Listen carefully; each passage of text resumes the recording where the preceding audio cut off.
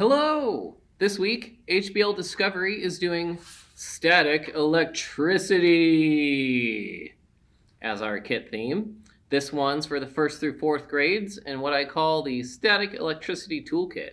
You should get a plastic ruler on which to build your charge, some paper dots to play with, a foam plate, strip of foil, and a bunch of other fun things to work with. But here's how it goes. When you take your ruler and rub it with a piece of paper, you are charging both of them. You're putting more electrons on one and less electrons on the other. So one will have a positive charge, one will have a negative charge. 15 to 30 seconds should be what you need. Rub the ruler to produce that charge.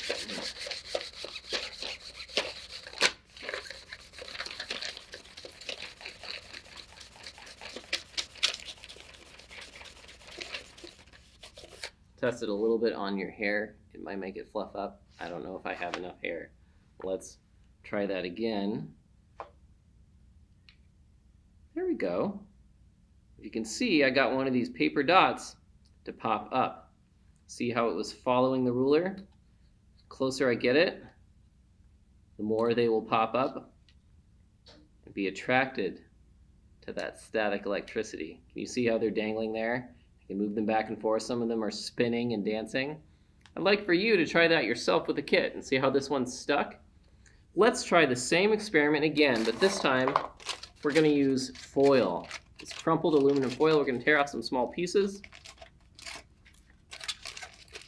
and see if they react differently, the same, similar, compared to the paper dots.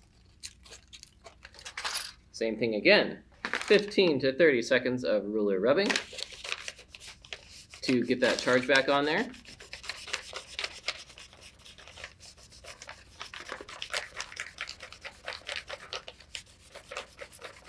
See if we can attract that aluminum foil. So this foil is made of metal, a different material than plastic that has different material properties. When I place my ruler over it,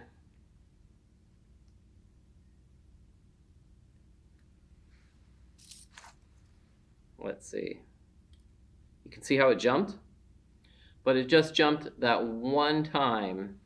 And the charged ruler passing over the foil pieces. See how they jumped and move?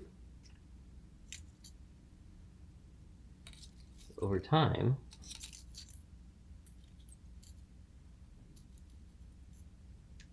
it seems to lose its charge. And the foil doesn't stick to it quite as well. And the reason that is because the electrical charge on the ruler wants to disperse its charge or neutralize it. When it comes in contact with the foil, it's discharged. Some electrons go to the foil and the charge is balanced out, so there's no longer any pull. On some little pieces of foil, this can take longer to do. You see how it's still stuck there, meaning it still has a charge.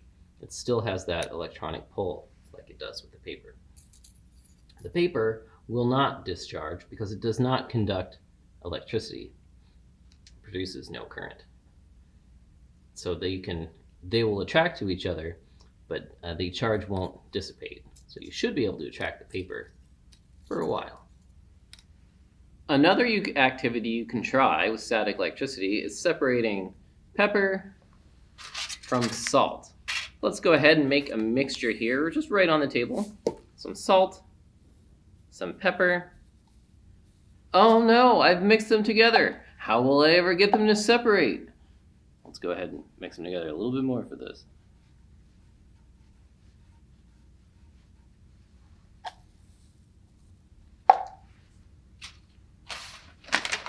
Charge our ruler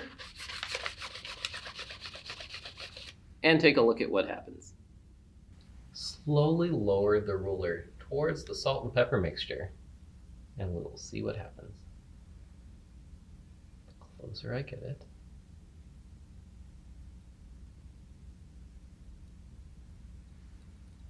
get to see it rise, jump. Do you see that? Closer still. The less dense pepper is being picked up by the electronic charge on our ruler here, while leaving most of the salt down there. The closer we get it, the more active it gets. We're separating out pepper. Now take a look at your ruler. See all of that clinging because of the static charge on the ruler. Our next experiment involves tissue paper, in this case, toilet tissue. While handless toilet tissue is still under development here in the lab, we can do a little experiment with static electricity. If we take our ruler charged against paper again, and we slowly lower it down, let's see if we can attract the tissue. Yep, it rises up.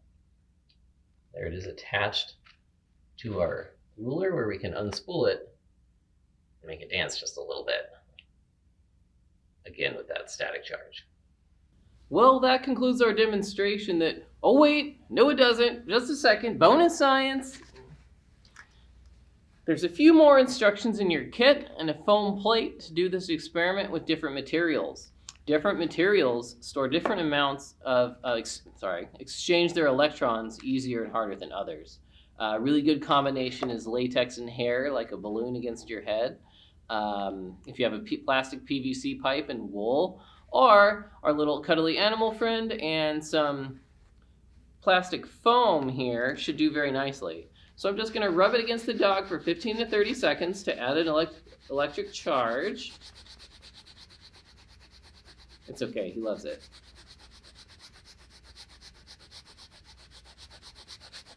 And we can repeat our experiments to see if there's any difference. Let's gather a little bit of the salt and pepper.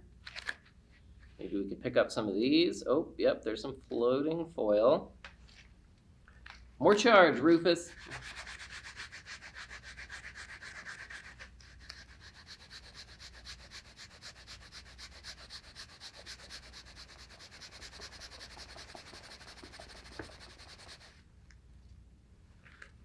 See if we can lift some of this up.